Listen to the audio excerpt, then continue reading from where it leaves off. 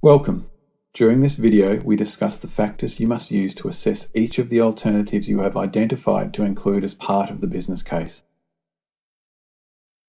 As you know, the business case identifies and assesses various alternative solutions. Alternatives may include, but are not limited to, different technologies, processes, or business models. Alternatives may also include different ways of acquiring these and different timing options. They will be affected by constraints such as budget, timing, and regulatory. The do-nothing alternative should also be assessed and considered for the recommended solution. Each alternative should be assessed in terms of scope, feasibility, assumptions, risks and constraints, and financial analysis and value assessment. Let us now discuss what each of these dimensions to each alternative solution option refers to in more detail. Scope defines the alternative being proposed. Scope can be defined using organizational boundaries, system boundaries, business processes, product lines, or geographic regions. Scope statements clearly define what will be included and what will be excluded. The scope of various alternatives may be similar or have overlap, but may also differ based on the alternative. Feasibility.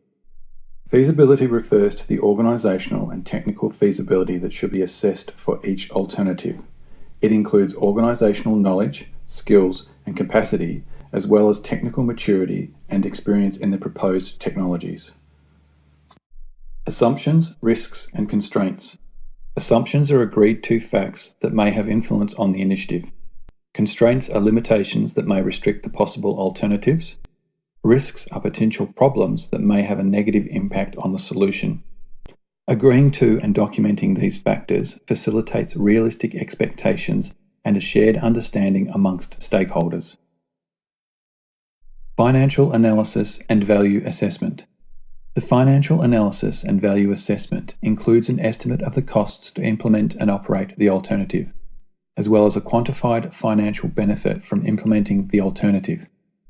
Benefits of a non-financial nature, such as improved staff morale, increased flexibility to respond to change, improved customer satisfaction, or reduced exposure to risk, are also important and add significant value to the organization.